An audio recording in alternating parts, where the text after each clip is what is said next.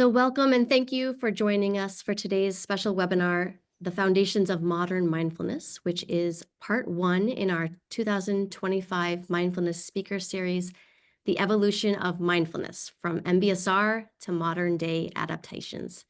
It's really an honor to have you with us here today to explore a practice that is both ancient and deeply relevant to today's fast-paced modern world.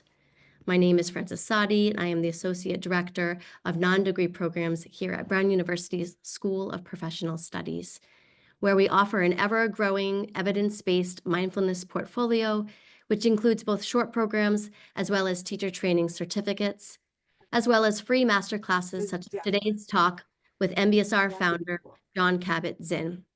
I am really honored to welcome you today and to set the stage for a dialogue. Change the name. Nope. Sorry, let's see if you guys can mute yourselves. Thank you. So I am, as I was saying, I'm honored to welcome you today and to set the stage for a dialogue that I hope will really inspire, challenge, and deepen your understanding of mindfulness, whether it's a practice you know well or are just beginning to explore.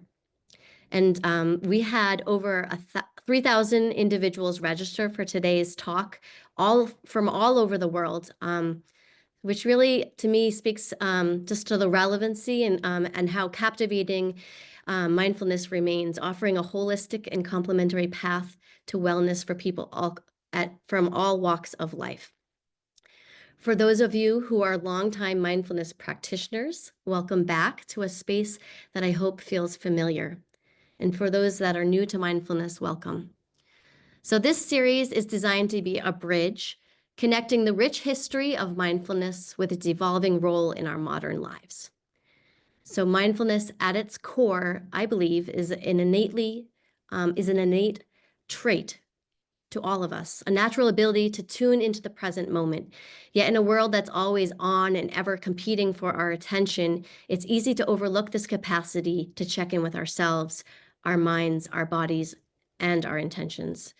So over the course of this series, we'll explore how mindfulness can help us reconnect both with ourselves and the wider world. And there is no better place to begin with today's special guest, Dr. Jon Kabat-Zinn, the creator of Mindfulness-Based Stress Reduction, or MBSR as it's known. And as many of you know, Jon's groundbreaking work really paved the way to bring mindfulness into mainstream healthcare and education and has inspired millions worldwide. Joining Jon today as the facilitator of this conversation is Dr. Eric Laux. Eric is the founder and director of the Mindfulness Center at Brown University, which is a leading hub for mindfulness research, and together with the School of Professional Studies, is a global leader in mindfulness teacher training.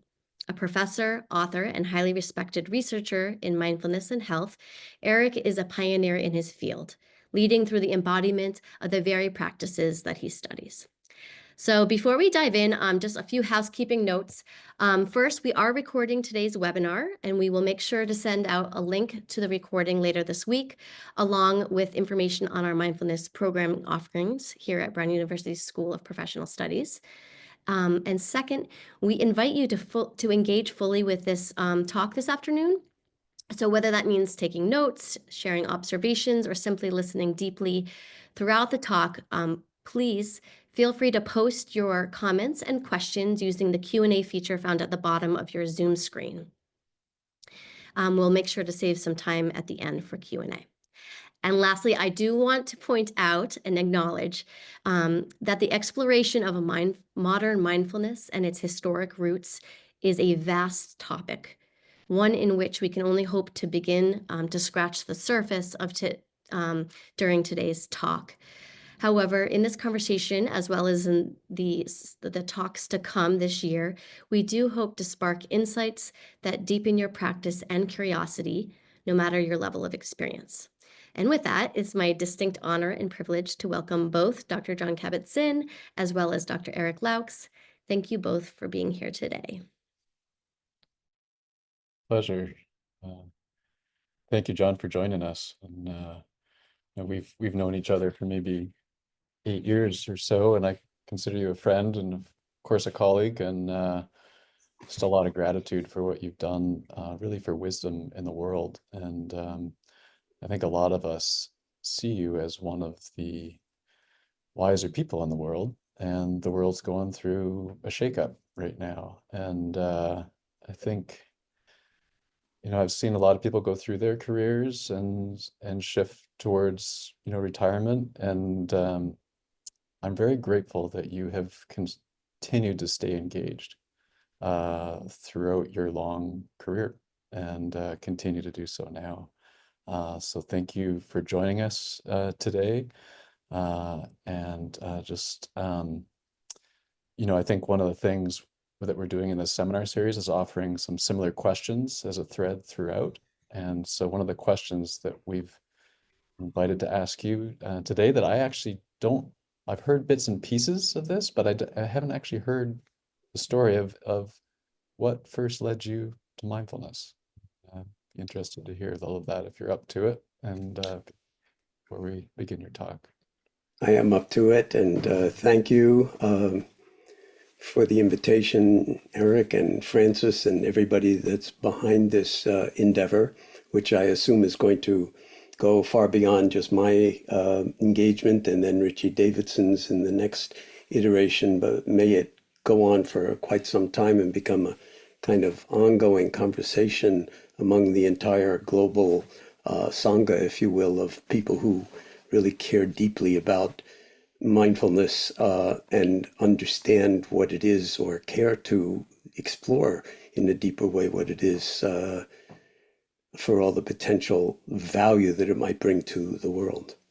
So that's a really hard question to answer, and I wrote about it quite a bit in several chapters in Coming to Our Senses, which has a bunch of sort of personal chapters in it, almost like autobiographical, because I felt it is important for every single one of us to ask that question. How did we first, what was the first impulse, the first connection with mindfulness or meditation practice, or something that told us there was maybe a hidden dimension to life that we were not experiencing, no matter how wonderful our lives were. And I think everybody remembers a moment when they realized, okay, and I'll just frame it in terms of, I got to start meditating, okay? I have to find this portal into another dimension of life, and the way to do it is through formal meditation practice, which presents a whole bunch of challenges and problems of its own, depending on how you understand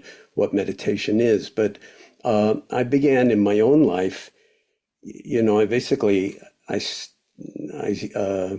knew from about the age of 4, because my father was a very successful scientist, molecular immunologist, he'd be called today, and professor in 4 different departments at Columbia Medical School. And my mother was an unknown painter, very prolific. And so I lived in C.P. Snow's 2 cultures, grew up in an apartment right next to the medical school dorm in Washington Heights, and realized there are these 2 cultures. My father has one piece, my mother has another piece, but they couldn't really understand each other. And I saw that when I was very young. And I began to sort of just wonder, how do you take these different universes or epistemologies, and there's got to be some connection. And then when I heard a talk as a graduate student at MIT, my first year there, by Philip Kapleau, author of The 3 Pillars of Zen, an American who had gone to Japan and trained very arduously in Zen practice. That talk, which only 4 people in all of MIT went to at seminar hour, so it was just Houston Smith who invited him, Kapleau, and then 4 other people, and I was one. That talk took the top off my head. I started meditating that day. I was like 20 years old, and I haven't stopped. And that itself is very unusual, because I started a lot of things in my 20s, and I'm not doing them in my 80s, but meditation, certainly it was in a class by itself. So, and I now am using more of a vocabulary of taking one's seat in the formal meditation, which is a very important part of mindfulness. It's like, yeah, we can be mindful in our everyday lives, and it's very easy to say, well, I'm just being mindful all the time. But without that tuning of the instrument in a fairly instrumental way on the cushion, metaphorically speaking, because you don't have to be on the floor, it's very easy to fall into delusion around one's ideas about meditation and progress and all sorts of things that are more or less instrumental, and miss the non-instrumental, non-dual aspect of the practice, that if you miss it, it's not mindfulness in the first place. So I've come to use the vocabulary of a love affair when one engages in the present moment, because without that engagement of or inhabiting of this, what I'm calling the superpower of awareness, human awareness, which for me is synonymous with mindfulness, then we're missing a hidden dimension of experience that may be the only one that is going to allow us to live satisfactory lives, either individually within the societies that we have, or on the planetary scale as a one species that's actually so precocious that in 300 years it has been capable of transforming the atmosphere to such a degree, and the planet and its various biocycles, to the point where we're threatening our own survival and the survival of the rainforests, the lungs of the planet, and so forth. So it's a very, very big topic, but it really does boil down to the love affair with the only moment we're ever alive, and seeing if we can inhabit that body, heart, mind, integrated into society and world in ways that are profoundly healing and meaningful and ultimately transformative.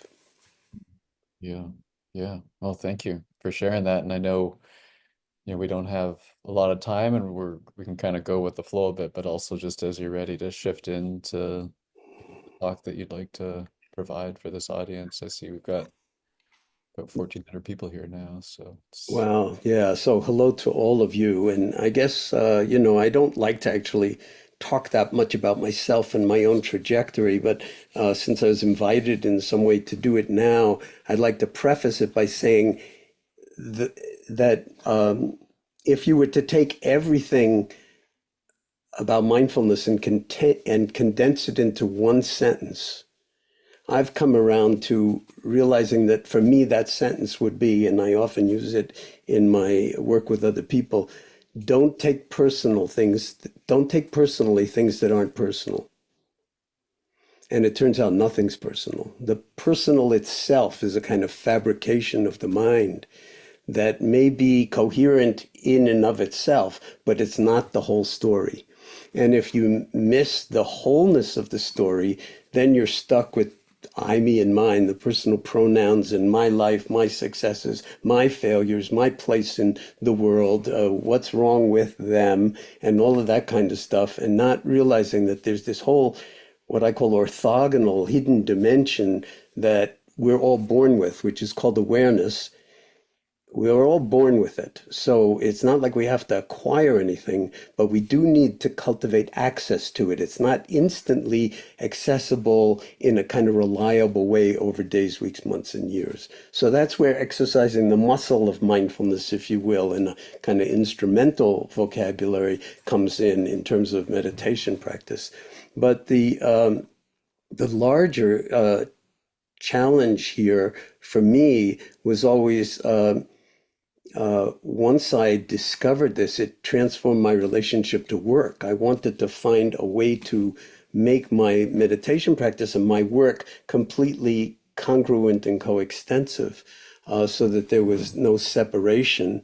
And I meditated on what is, like you could call it, the Zen koan, what is my job on the planet with a capital J. And I did write about this somewhat as a chapter in Wherever You Go, There You Are, that has that title.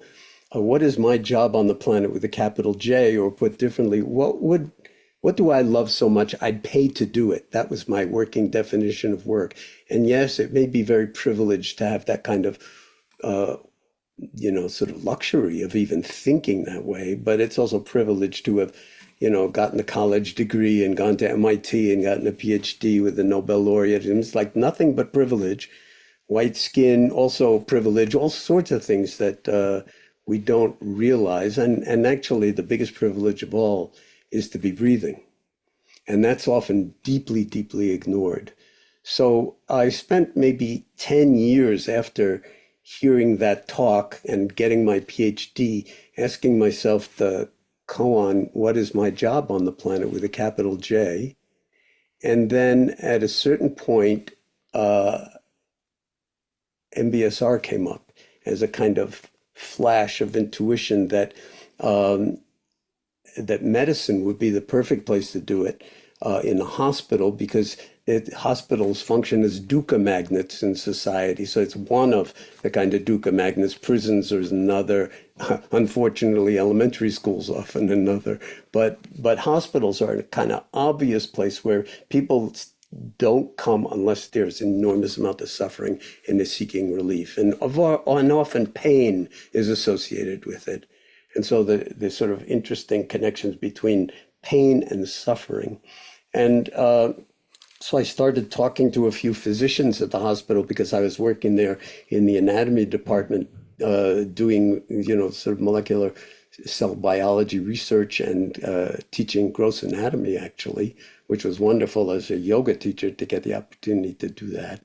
And so I started talking with physicians and asking them questions like, well, what percentage of your patients do you feel like you help? And they said things like, I spoke to somebody in anesthesiology in the pain clinic, somebody, the head of orthopedics, and the head of primary care. And they all said variations on the same thing. Well, maybe 15, maybe 20% of their patients I help. And I said, my God, what happens to the other 80, 85%? And the answer was, well, they either get better on their own or they never get better. And I said to them, do you think it would be of value if we set up a clinic in the form of an 8-week-long course and you sent me all the people that you didn't know what to do with anymore, and I invited them to see if there wasn't something that they could do for themselves as a complement to whatever their medical treatments would be, that could potentially influence the course of their lives and stress and pain and illnesses over time. And then we would study it, we'd research it so that we'd be able to document outcomes and so forth. And these 3 physicians said, oh my God, I can think of 20, 30 people right off the top of my head that I would send to you tomorrow. So that's how MBSR got started. And we never looked back. So, we started, I hired a bunch of other people. This is not something I did myself. There's a whole community of people, wonderful people over those first 20 years that I led the clinic and the center from what became the Center for Mindfulness in Medicine, Healthcare, and Society. A whole bunch of people who at some point I would really love to honor, but there's not a way to do it at this particular moment to take the whole rest of our time. And so we started offering these courses, and a lot of physicians actually referred their family members because they were seeing people come back and saying things like, that was the best thing you ever did for me, is send me to the stress reduction clinic, or what became known as MBSR program. So that's how it got going. And I knew as a training in science that I would have to write scientific papers about it, and at first descriptive, but more and more sort of trials of one kind or another, to put it in the scientific literature, because otherwise it'd be a nice thing in one medical center, but it would have no repercussions out there in the world. So, I wrote a number of papers on the results with chronic pain patients, and then expanded that and collaborated with Richie Davidson at a certain point, who's going to be the next speaker in this program. We did a very interesting randomized trial in a work setting in Madison, Wisconsin. And that paper, Richie tells me, Richie has written hundreds of neuroscience papers. And he says that particular paper of this collaboration on MBSR in a work setting is the most cited of all of his papers. May not be the best study, because we had a hard time really bringing, as much rigor to it as we could under the circumstances in a work setting. But it's certainly the most cited of all his papers. So I'll stop here because, I could talk forever about how it's spread through our professional training programs really around the world. And I spent many years giving medical grand rounds all over the country, describing this and not holding back in terms of discussing its Buddhist origins, but that it's universal because the Buddha himself was not a Buddhist, and this is really about wakefulness and intrinsic capacity that we all have as human beings.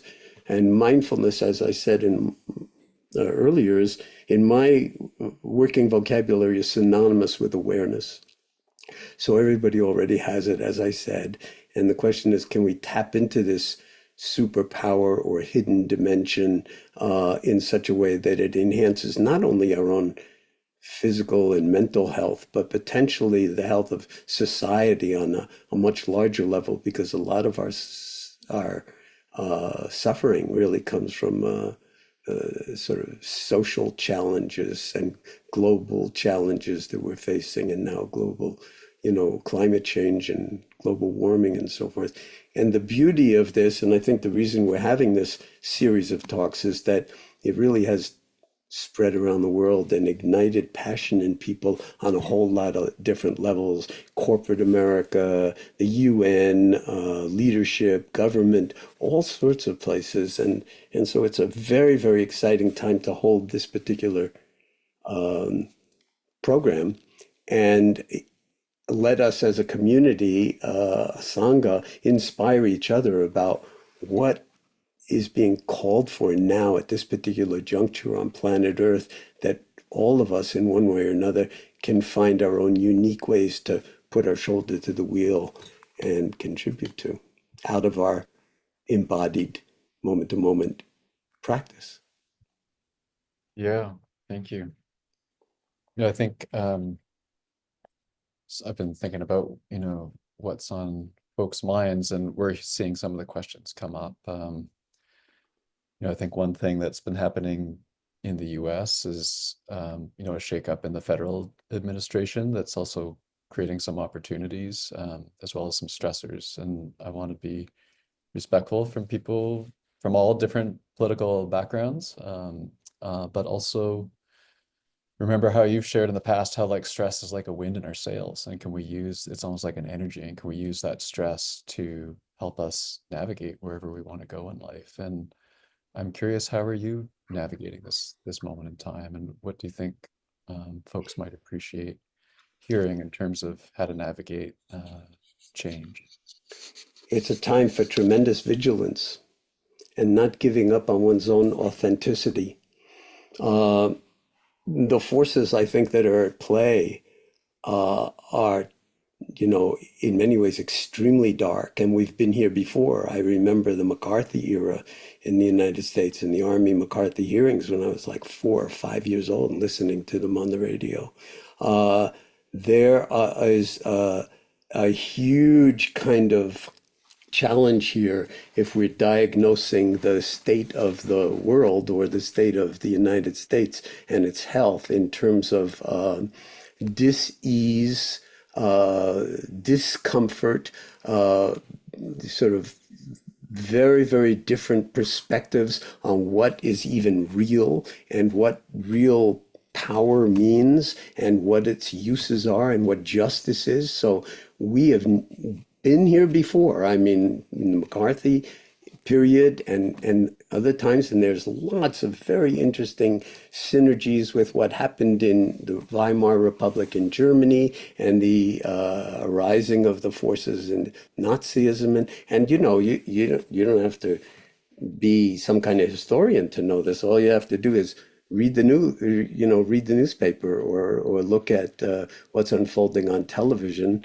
And so this is a time for every single one of us, no matter what our particular view or persuasion is, to stand in our own integrity and understand what that is, and to be aware of how easy it is to privilege one group of people over others when we're actually all human beings and we're breathing the same air and we're all born out of the bodies of women and we're all going to die. And there is a certain way in which if life becomes too asymmetric at the national or international level, then a very, very small number of people have the entire blood supply or oxygen supply of, the motive force of the universe or of the country. And what we need is, I mean, a body would not survive very long if, of the trillions of cells in the body, only a few million got all the blood. I mean, that's a kind of guaranteed necrosis.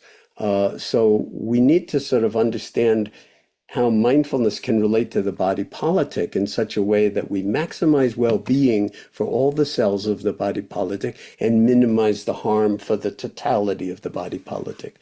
Whether that's happening or not in the first week of this administration, we can argue about this forever, but I take your point that we want to maintain a certain kind of open-hearted compassion that really recognizes greed, hatred, and delusion, to use a Buddhist framework, for wherever it appears, and recognize it appears in us as much as it does in other people or in other forces, and then find ways to seek a kind of maximizing common good and minimizing harm throughout the system. And that is my view of what good governance would be. And the interesting thing about mindfulness is that we talk about MBSR, and I've written that the only thing about MBSR that's important is the M.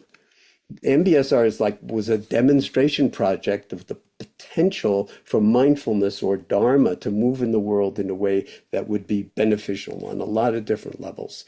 And that M, if it's not linked to Dharma with a small d at least, but with a kind of deep transcendent wisdom that's been articulated for thousands of years in various traditions, then it's not a cognitive behavioral intervention, and it should never be understood that way. So that it is transformative and healing from the get-go, at least in my working formulation of it. And one of the ways in which I feel so much gratitude is that the vast majority of people who are teaching MBSR understand this, and it's coming not out of some book or out of some catechism, but out of their own meditation practice in relationship to this larger challenge of maximizing benefit and minimizing harm. Yeah. Yeah, I think about, the working definition that you've offered that I think is one of the most popular definitions of mindfulness, which is like the awareness that comes from being in the present moment, non-judgmentally. Yeah. There's also been some piece of like, is mindfulness enough at this moment? One of from the Pali definition of mindfulness or sati, it really has a lot to do with like remembering.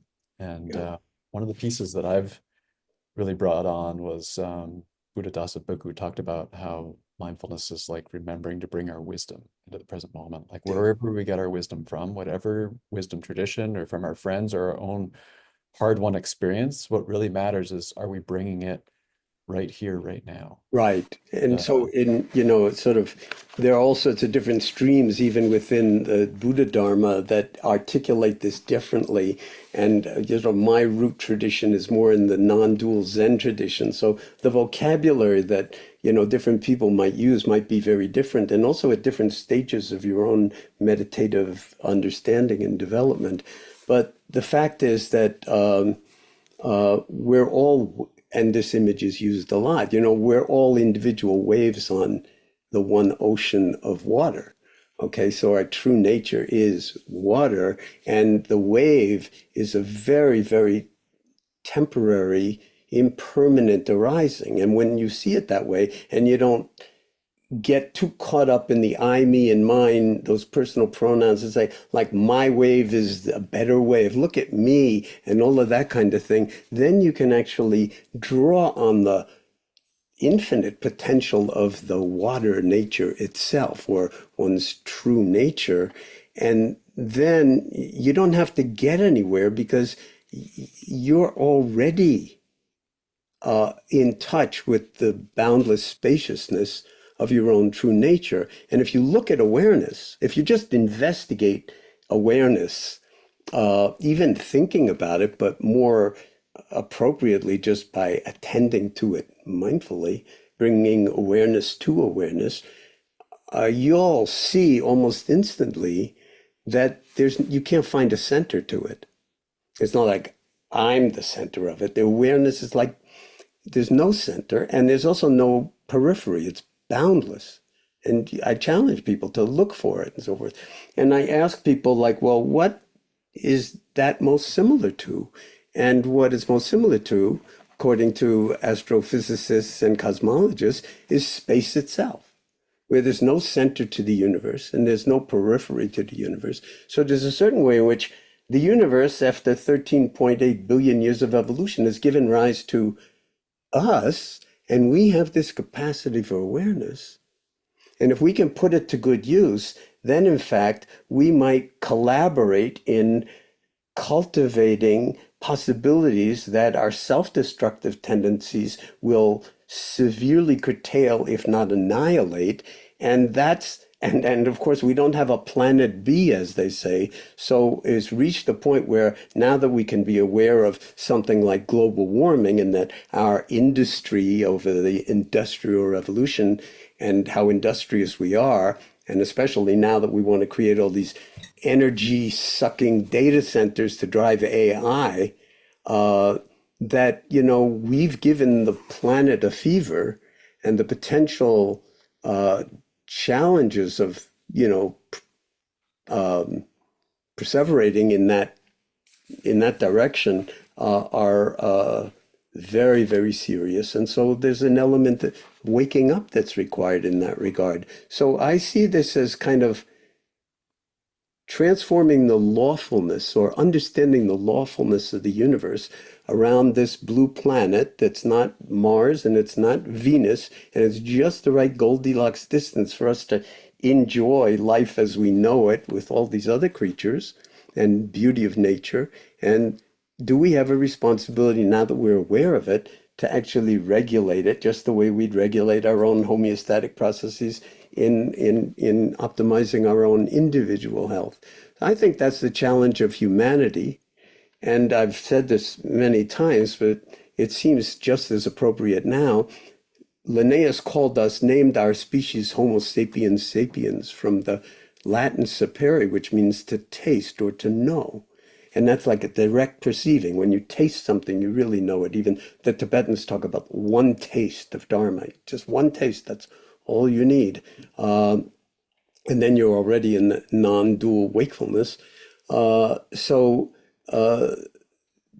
Can humanity wake up in time to recognize how to restore balance to this whole ecosystem of planet Earth in such a way that, again, we take care of the environment, we take care of all the oceans and everything else, and the resources, and at the same time, we do that in such a way that we don't pollute the environment.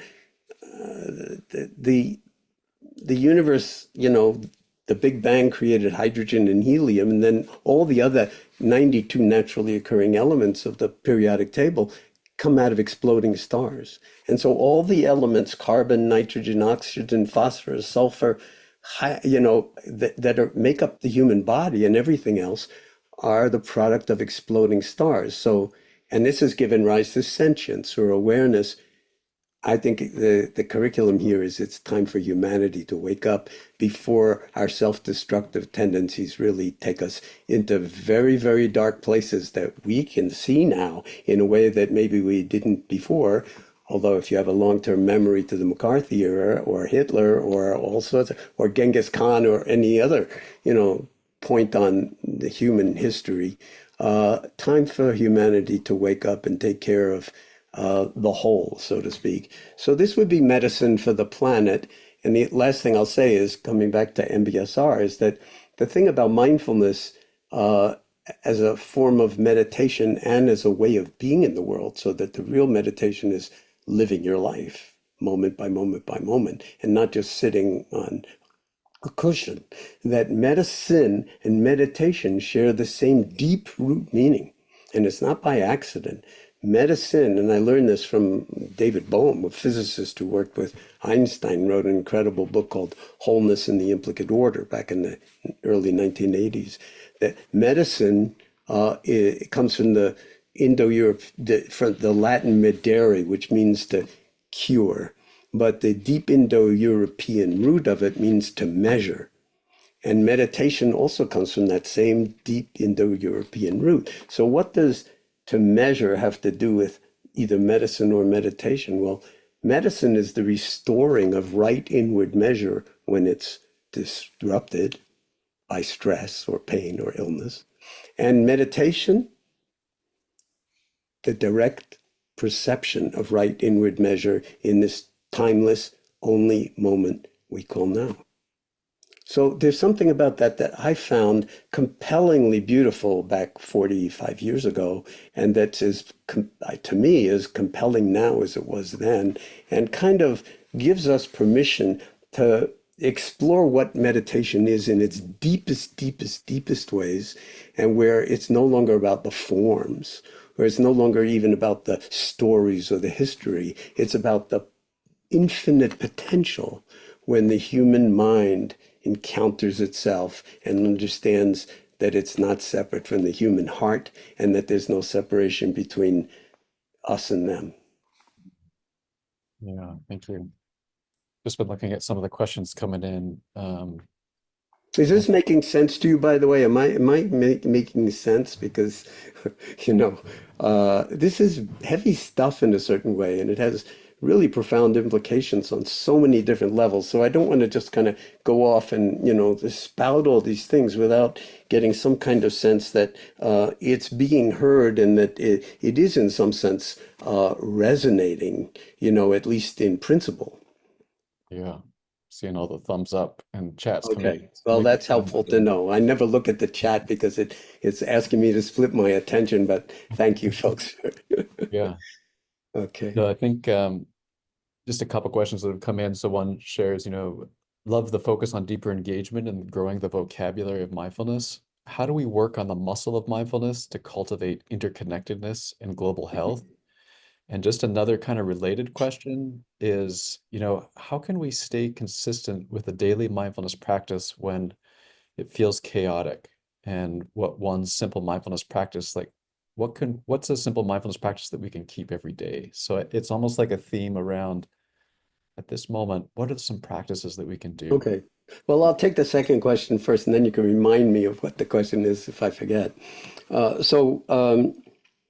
I'll tell you what I did. I won't tell you what you should do, but I'll tell you what I did is for the first 40 years of my practice, I woke up at 4 o'clock in the morning or 5 o'clock in the morning. I made several hours for waking up. And the only time I had was sleep time. Now, I'm not recommending this for anybody else, but I'm saying that there's a certain kind of motivation that's required to make that an absolute priority.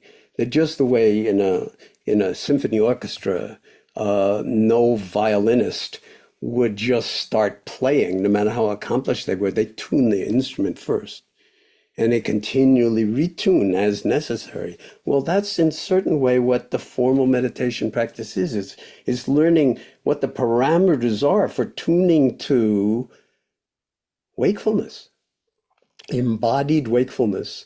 And underneath the waves of thought and I, me, and mine, and the story of me, and liking and disliking, all of that is like the waves on the surface, and you drop underneath the surface, and there's wakefulness, there's stillness, there's calmness. But we're not idealizing it. It's just here for the experiencing if you don't pursue it, but you uncover it, so to speak, by dropping in.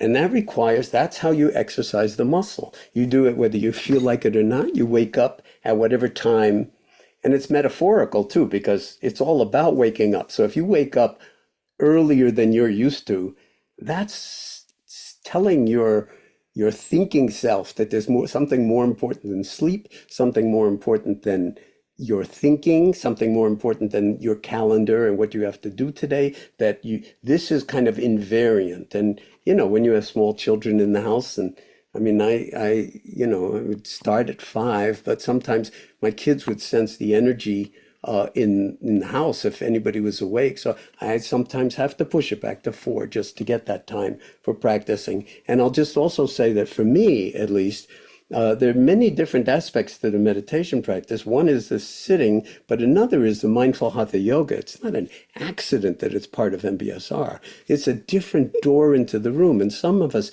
need, I mean, I would say everybody needs both. We need to take care of the body in ways that aren't just stillness, but they're all different doors into the room of awareness.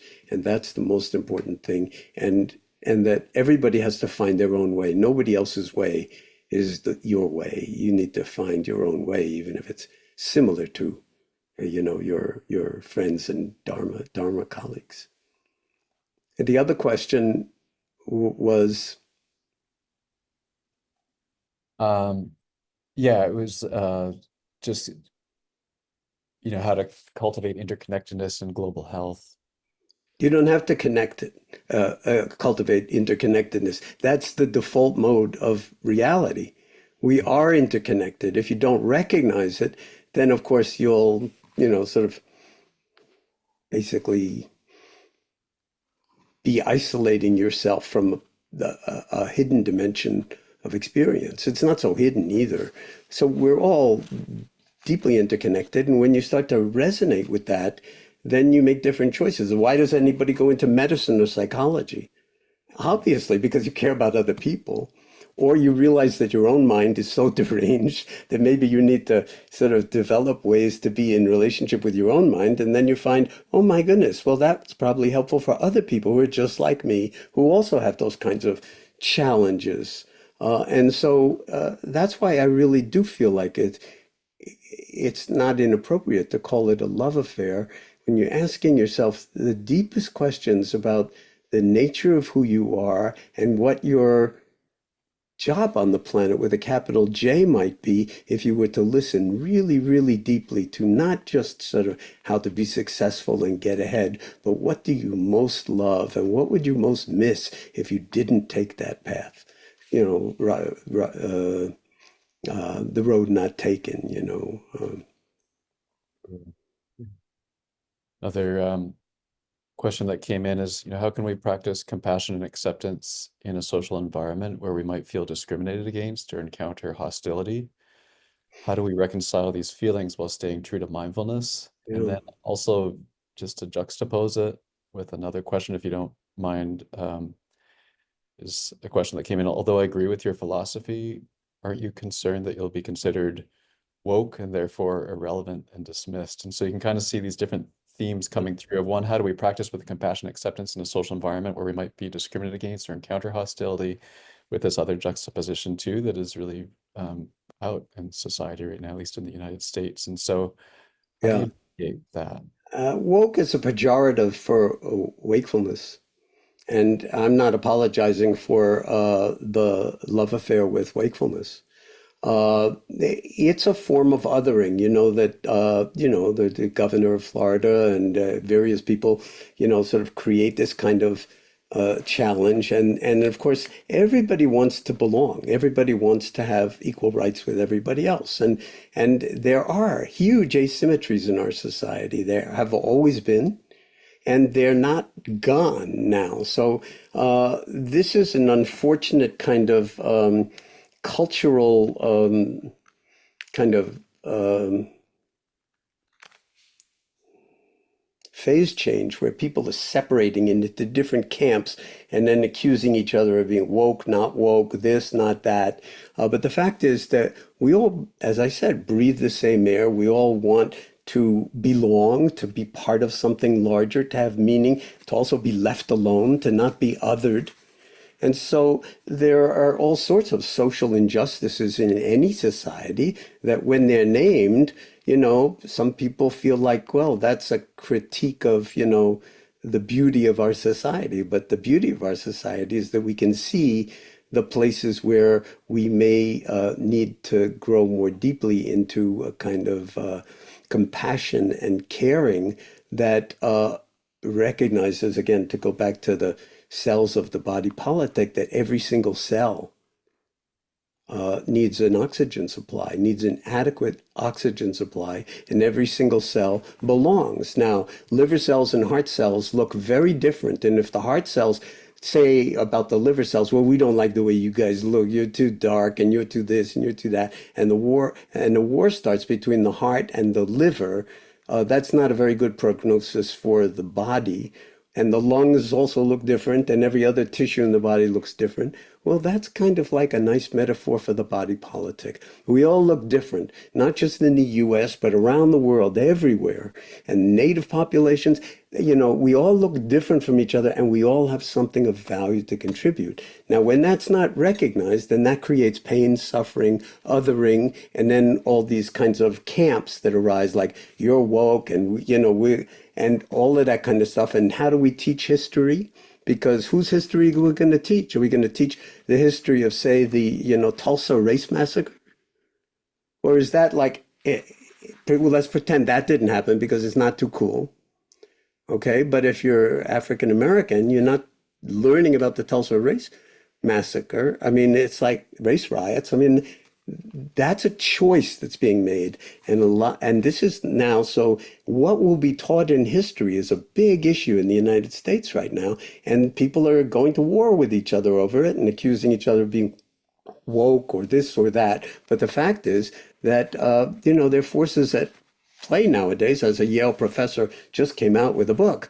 Yale philosophy professor came out with a book called Erasing History, where he documents how this kind of thing is going on in the school systems and in government now.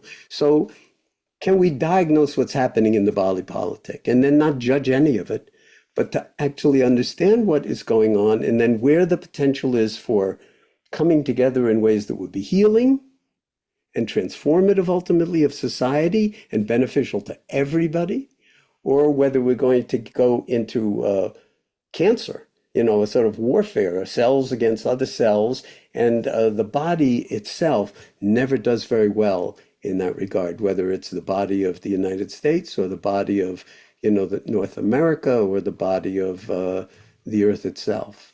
And so mindfulness has never, ever been more relevant than it is now. We're really talking about medicine and healthcare for planet Earth.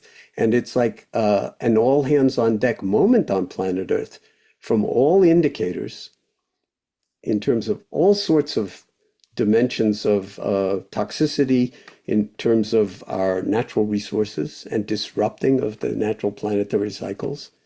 And going to Mars is not going to be a solution for too many people. So maybe we need to take care of this planet in a way that we will not be able to do without awareness, without mindfulness, without compassion, and without a community, a sangha that reflects this kind of interior lawfulness, where we really need to govern ourselves in a new way on planet Earth. And that's what the word Dharma means. And now governments are becoming more and more interested in this, including the UN. And I had a conversation not that long ago online that a lot of thousands of people in the UN listened to with the UN High Commissioner for Human Rights, who is a practitioner of mindfulness and is understanding the value of bringing it into the UN to deal with all the stress of all of the basic inflammatory conditions going on in the world that they are trying to interface with and help with refugees and horrible conditions and so forth. It's very, very stressful and heartbreaking too. Yeah. Yeah, I guess, I'd be curious to, hear your perspectives on like some of the historic roots of MBSR and its core curriculum, including, as we're coming out, you and I have been going back and forth about the 2025 MBSR curriculum that'll be coming out. And so when you go back to some of the core components of MBSR, but then also look to the future about, where you see the study and practice of mindfulness best serving humanity, I'd be curious about the bridge there, if you want to share. Really glad you're asking that question. It's very profound. Since we only have a few minutes, I'm going to sort of cut to the chase. You're the curriculum. The teacher is the curriculum. MBSR cannot be taught out of a curriculum. I mean, the curriculum can be very helpful and it can kind of set you up and be a kind of foundation for growing into the challenge. But you are the instrument of transformation. Your willingness to be present with the other, or a room with 30 people, each of whom is carrying some version of the full catastrophe in themselves, whether it's, one diagnosis or another, stress, pain, illness, or, social challenges of one kind or another. And ultimately, it's up to you. Now, there's another element that we can talk about as well, which is the we. But in an MBSR classroom, it's like when people aren't co-teaching it. I mean, it was designed as like one person, and that one person represents Dharma, embodied Dharma. So if you don't even know what Dharma is or can't spell the word, you can't really teach the M of MBSR. You have got to understand through practice and through training with a whole range of different Dharma teachers what this is and how you are in wise relationship to it, because it is a transmission and it's transmitted in an embodied way through how you be, including how you speak, but also how you carry yourself and how you care for others in a way that's authentic and not, woke or affected or, sort of put on or over dramatized. So this really requires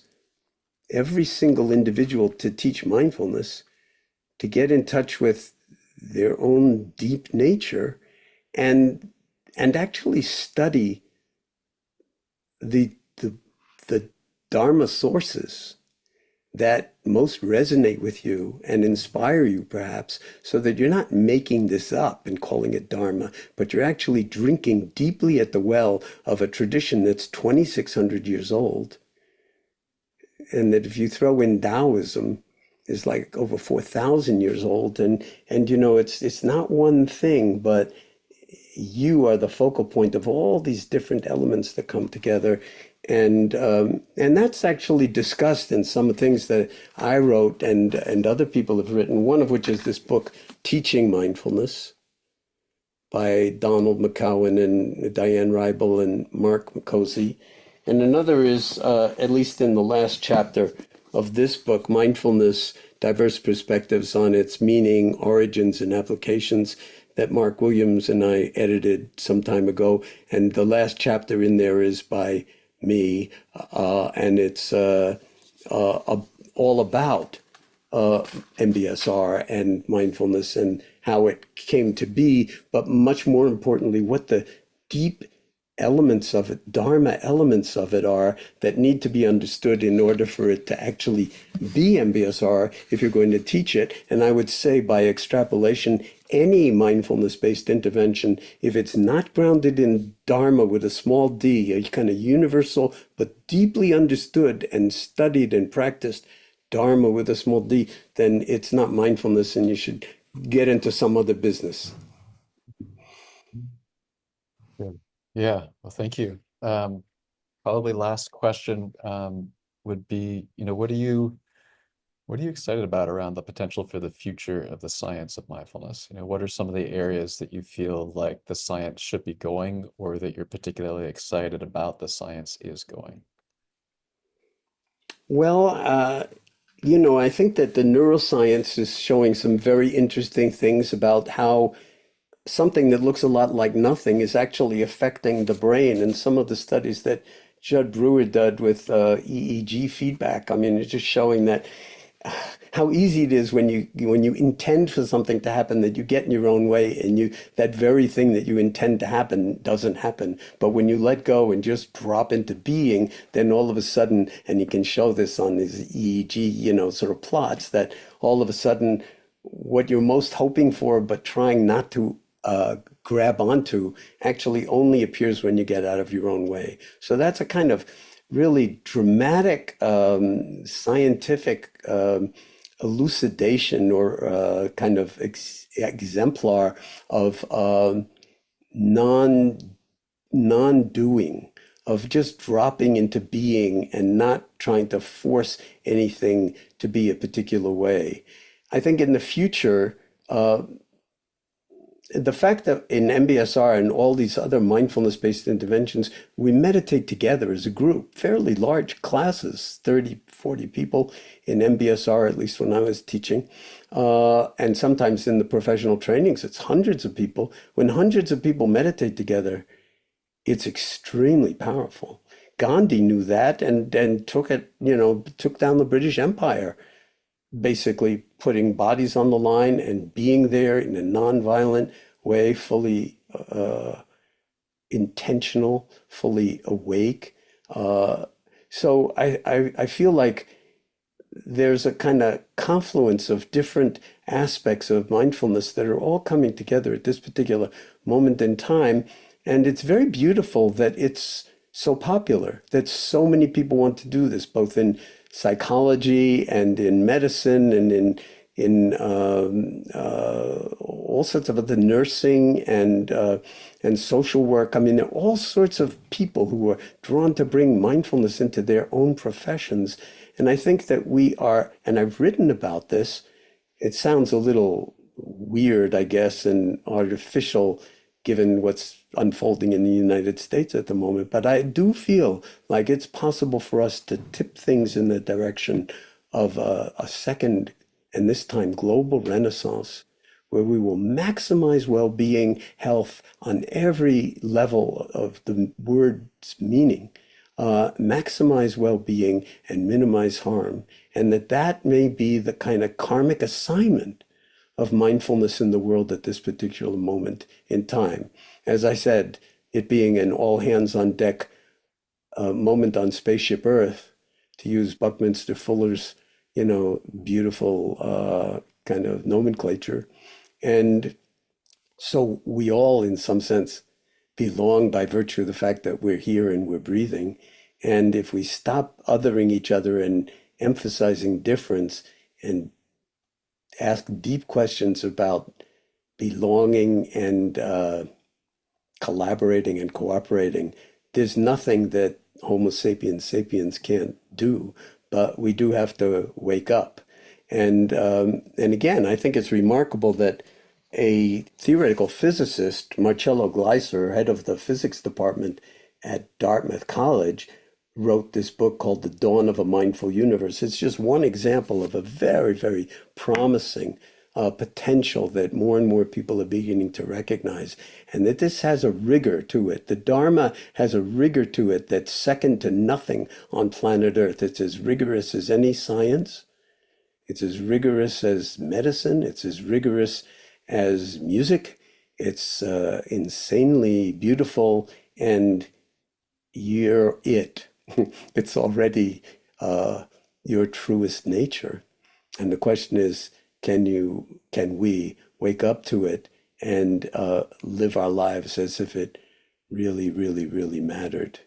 And I like to say, and I'll close with this, and it really does, in more ways than you think, in more ways than we think, and in more ways than we can possibly think, because although thinking is its own superpower, it's eclipsed every time by the larger superpower of awareness. Yeah, really appreciate you visiting us today and sharing your wisdom. And we'll be sending out an email that'll have some of the links to some of the pieces that you've been mentioning and some of the books. And thank you very much for joining us today. It's I appreciate your hosting this and creating this kind of a forum where we can really investigate deep questions about, like, what the hell are we doing, and why are we credentialing ourselves and each other and training in this kind of thing? What is the deepest purpose of it? So I bow to both of you, Francis and Eric, and all your colleagues for offering this kind of thing. And again, just to say, I would say we didn't even scratch the surface of this topic. It is so unbelievably deep, and it really is, in my view, a love affair. And every single person on this 1.2, so over 1,200 people right at the moment, probably some people have already signed off.